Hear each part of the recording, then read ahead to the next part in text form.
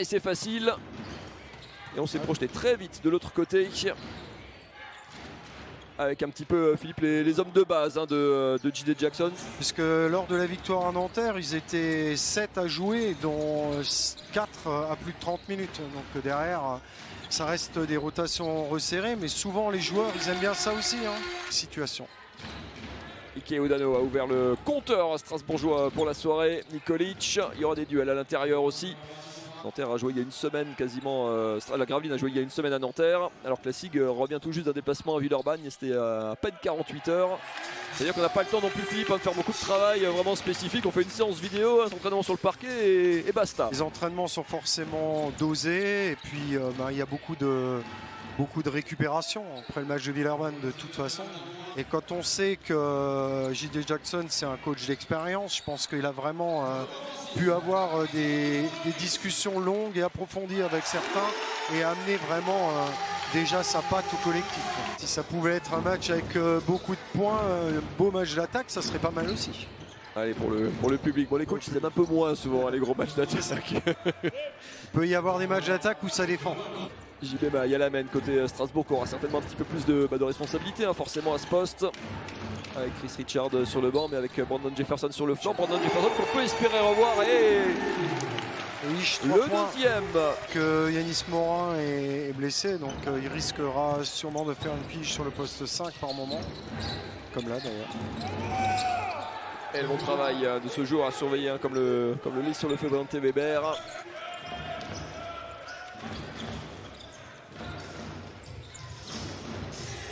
Weber poursuivi par Jean-Baptiste Maille qui avait fixé les deux Strasbourgeois. Witaï Segef israélien. Belle passe. Ouais, joli coupage.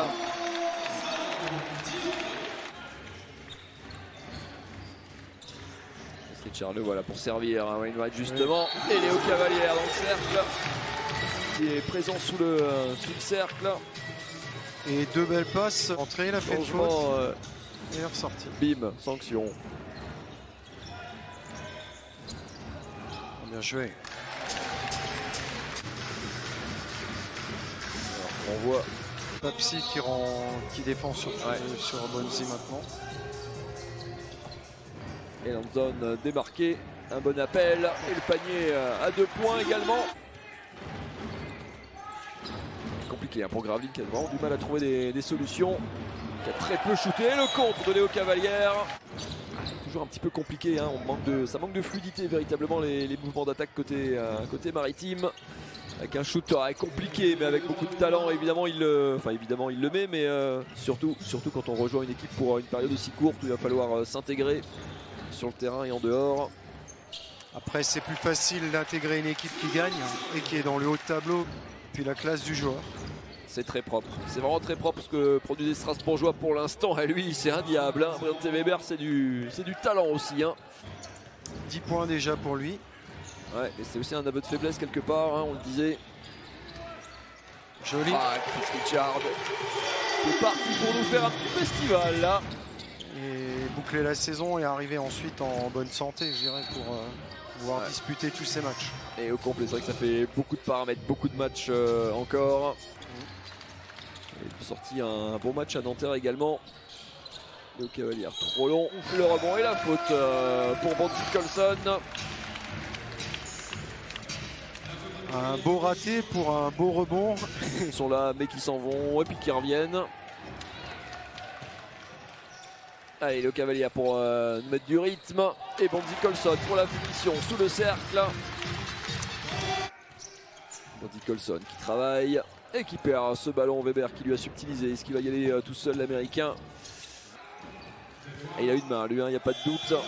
Wojcik a pas mal de solutions. 5 secondes à l'horloge. JB Maille pour libérer Bonzi Colson. Et l'américain au buzzer, tout réussi décidément à la cible dans cette première mi-temps. Et la balle n'a pas pu arriver, il a dû s'écarter. Puis c'est la classe du joueur qui amène ce panier à 3 points au buzzer. Et Léo Cavalière qui a encore arraché ce ballon. Richard, voilà, super ce jeu de passe strasbourgeois, magnifiquement conclu par Léo Cavalière de première mi-temps. Le public qui est debout, tout le banc strasbourgeois qui s'est levé.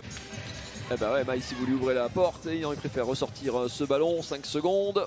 Et Léo Cavalière encore sous le cercle qui fait la différence. Je parlais Philippe tout à l'heure des responsabilités du temps de jeu qu'il aurait. C'était de laisser des points alors que niveau stats, on sait qu'on n'en a pas trop parlé à la mi-temps, mais la SIG évidemment domine dans toutes les catégories statistiques, même si elle est dominée ici.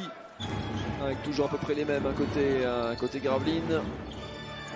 Toujours cette recherche du pick and roll dans l'axe. Et cette fois-ci ça passe. C'est plutôt une bonne solution trouvée avec Itaï Segef, israélien. Je crois qu'ils essaient vraiment de...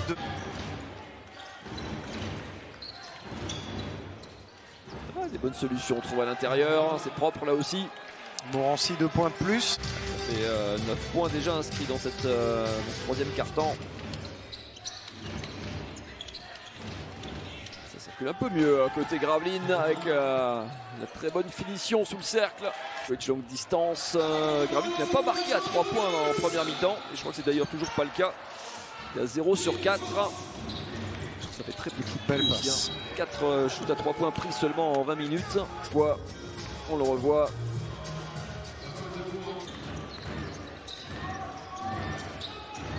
Elle circule bien à nouveau et un bon tir bien propre. Ah ouais. Et la Très bien. réponse pour couronner ce bon mouvement dont vous parliez. Oh, il a fait un coup fumeux, mais ça c'est quand on vit des saisons compliquées, c'est souvent comme ça, autorisé en février, je crois, à retourner chez lui au Texas. Avec le gros dunk écrasé. Avec beaucoup de sous.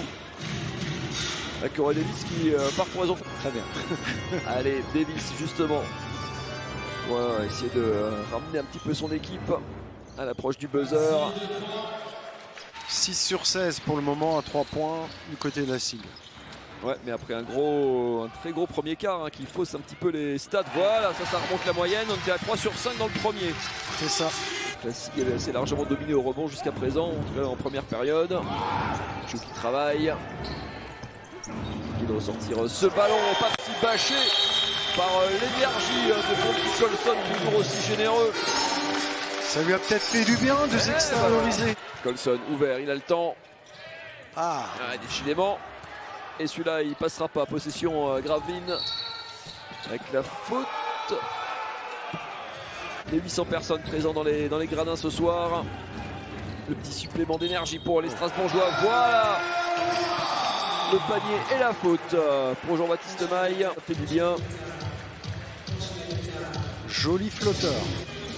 Allez, un sursaut d'agressivité, d'énergie en défense pour les Strasbourgeois. 5 secondes. Corey Davis, le petit shoot mi-distance, il le met au meilleur moment. Toujours plus 10 pour la SIG. Le Mike temporise un petit peu. Ryan White, ça ferait beaucoup de bien. Et ça fait beaucoup de bien. Du temps à donner à l'horloge.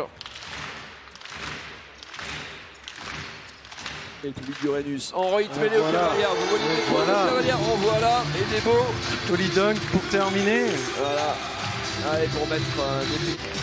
On va en rester là. On va pas jouer ce dernier ballon côté Strasbourg. La poignée de main entre J. Jackson et la Situovic. La SIG va s'imposer ici ce soir en Uranus 83-64.